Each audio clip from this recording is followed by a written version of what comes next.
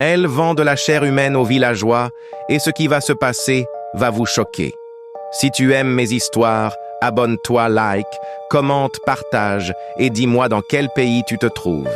Partie, le ventre du village. Depuis la nuit où Koba avait tenté de dévoiler l'horreur tapie dans la case de maman Mbia, le silence s'était installé à Likele, mais ce n'était pas un silence naturel. C'était celui d'un ventre plein, d'un mal digéré, d'une bête qui rumine avant d'engloutir. Le marché continuait comme si de rien n'était. Les gens riaient, buvaient, mangeaient, mais leurs yeux n'étaient plus les mêmes. Leur peau semblait plus pâle, leur ventre plus lourd, comme si quelque chose grandissait en eux.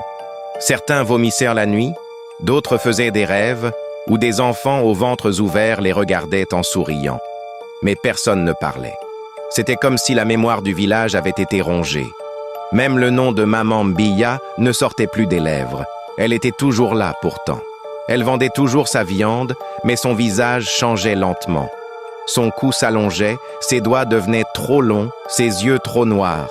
Elle ne parlait plus, elle fixait. Et les gens, sans comprendre pourquoi, continuaient de venir. Le vieux Koba, lui, n'avait plus de voix. Depuis cette nuit, il parlait par les yeux. Une rage muette l'habitait. Il savait ce qui arrivait. Ce n'était plus une question de viande. Le village entier était devenu un ventre nourri par le sang d'innocents, par les prières détournées, par la chair vendue au marché. Et dans ce ventre, Nzokun grandissait. La petite Ndidi, sauvée de justesse, avait été confiée à une famille dans un village voisin. Mais même là-bas, les choses avaient commencé à changer. Les feuilles des arbres se recroquevillaient autour d'elle. Les poules refusaient de chanter. La nuit, elle pleurait, murmurant toujours la même phrase. « Je suis encore dedans. Je suis encore dedans. » Un jour, un enfant la vit se gratter le ventre jusqu'au sang. Il jura avoir vu une main, minuscule, se presser contre sa peau depuis l'intérieur. Le lendemain, Ndidi avait disparu à nouveau. Il ne restait qu'un filet de sang et une mare de viande crue au pied de sa natte. Koba savait alors que l'entité n'était plus liée à la case de Maman Mbia. Elle s'était répandue. Elle était dans les gens, dans leurs entrailles, dans leurs pensées. C'était une maladie spirituelle, un parasite surnaturel né de la consommation répétée de chair humaine. Il consulta les anciens livres, ceux qu'on ne lit plus depuis des générations. Des grimoires gravés sur des peaux séchées, transmis de sorcier en sorcier. Il découvrit que Nzokun n'était pas un simple esprit.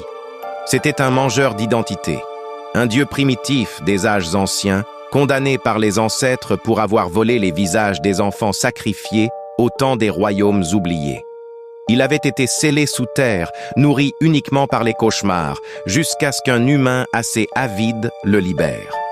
Et cette humaine, c'était Maman Mbia. Mais elle n'était plus humaine depuis longtemps. Dans les profondeurs de la colline de Likele, un nouveau sanctuaire s'était formé. Une cavité vivante, moite, suintante, faite de chair fusionnée, de racines sanguinolentes et de bouches pleines de dents humaines. C'était le ventre du village, le cœur battant de Nzokun.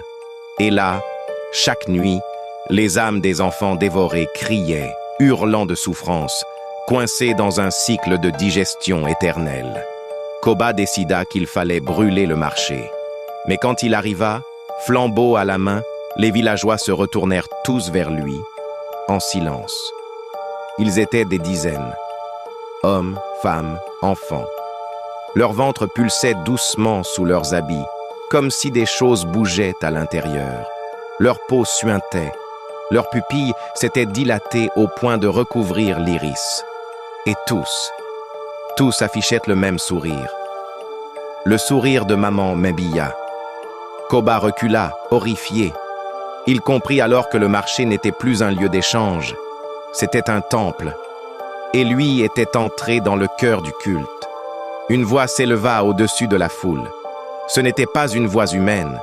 Elle était faite de plusieurs timbres en même temps, grave comme le tonnerre, aiguë comme un cri de nouveau-né. Elle disait « Tu ne peux rien contre nous, Koba. Nous sommes ce que vous avez mangé, ce que vous avez aimé, ce que vous avez demandé. Le sol se fendit sous ses pieds. Une bouche s'ouvrit, énorme, une bouche avec des dents faites de tibia, de clavicules, de dents d'enfant. Koba fut englouti. Mais à l'intérieur de cette gueule, il ne mourut pas. Il vit. Il vit les visages de tous les enfants disparus, coincés dans la chair, se tordant de douleur. Il vit Maman Mbiya dans sa forme réelle, un amas de chair vivante, visqueuse, avec des dizaines de bouches et de bras minuscules. Il vit les souvenirs des villageois, transformés en pâté mental, mâchés par l'esprit de Nzokun. Il vit la vérité crue, et la vérité était faite de morceaux. Il comprit que tant que quelqu'un mangerait de cette viande, Nzokun vivrait. Et tant que le nom de Maman Mbiya ne serait pas oublié, la bête se régénérerait. Mais il était déjà trop tard. Le village était devenu une gorge. Le marché, une langue, les cases, des intestins. Likele n'était plus un village, c'était un corps. Et dans ce corps, il n'y avait plus de place pour la lumière. Si tu souhaites une 4e partie, abonne-toi, like, commente et partage à tes amis pour plus de vidéos.